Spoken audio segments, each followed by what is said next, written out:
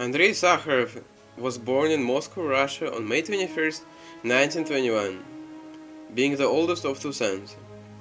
He was also a part of a large family. When he was growing up, 4 Sakharov families shared the same apartment building. His father taught physics, the branch of science that examines matter and energy and how they work together. His father would take young Andrei to his laboratory and show him experiments. Andrei was dazzled and began performing his own experiments at home. Later, Sakharov studied physics at Moscow University.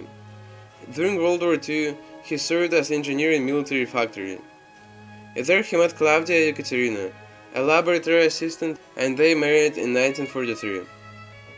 Later on, the couple had 3 children.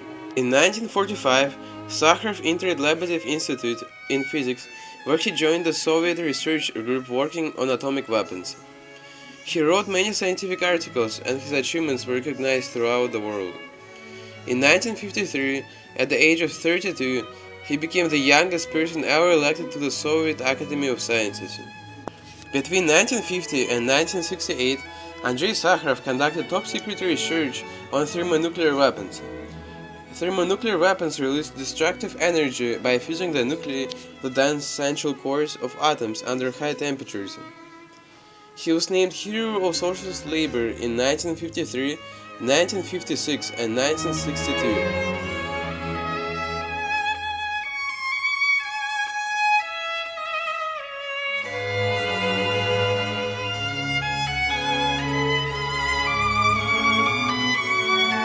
On July 17, 1945, the Allied leaders from World War II met in Potsdam for their 3rd and final conference. During one of the meetings, US President Harry Truman was handed a note. "The baby is born" was the code that gave Truman the news of a successful nuclear test. Truman could now tell Joseph Stalin the United States was in possession of a new weapon of unusual destructive force. Stalin understood what he was referring to, because he had long been aware of the ongoing US effort to develop nuclear weapons. A few days later, on August the 6th, a US nuclear bomb exploded over the Japanese city of Hiroshima, followed by another one in Nagasaki on August the 9th. The 2 explosions killed over 200,000 civilians immediately, while most of the survivors died later in terrible agony from radiation sickness. The Soviet leadership realized they needed to build their own nuclear weapon as soon as possible to end the US monopoly on atomic bombs. A team headed by academician Igor Kurchatov eventually succeeded. They worked in conditions of absolute secrecy and were supervised by Stalin's omnipotent security chief, Lavrenti Beria. On August the 29th, 1949, the first Soviet nuclear bomb was successfully tested on the Kazakh steppe at an officially built testing site. Physicist Otto Hahn, a 1944 Nobel Prize winner, said the Soviet bomb was good news because it meant the United States could only use their bomb at risk of nuclear war.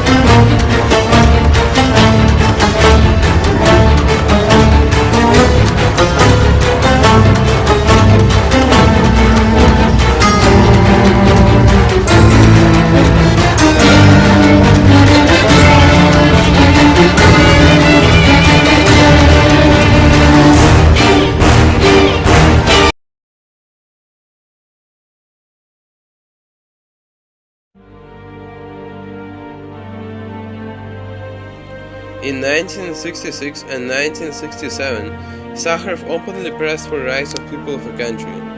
Sometimes he and other dissidents stood watch at trials for those arrested for protest activities.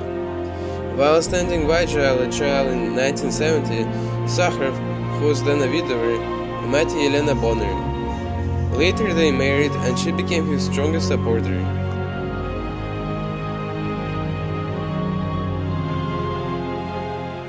Towards the end of the 1970s, Sakharov became increasingly alarmed about the Soviet arms buildup, which he saw as a reflection of aggressive plans toward the US. He frequently expressed his thoughts to foreign reporters, and many of his views were printed in the West. His outspoken criticism of Soviet invasion of Afghanistan in the late 1979s led to the banishment of Sakharov and his wife to Gorsky, a small city 250 miles east of Moscow.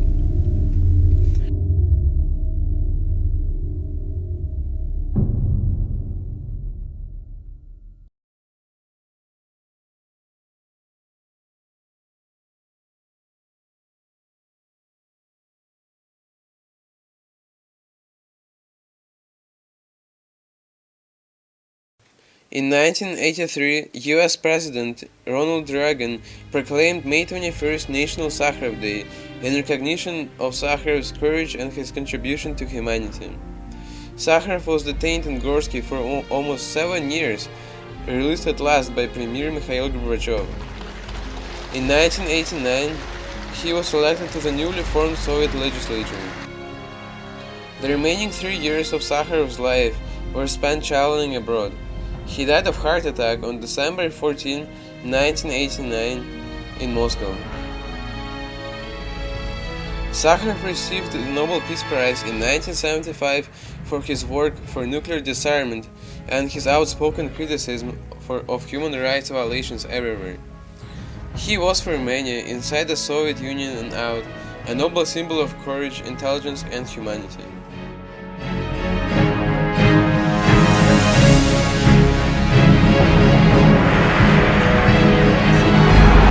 It's time now for the latest in our series of science pioneers, Russians whose inventions have transformed the world we live in. Physicist and Nobel Peace Prize winner Andrei Sakharov created the hydrogen bomb before being dubbed in the West as the conscience of the Soviet Union.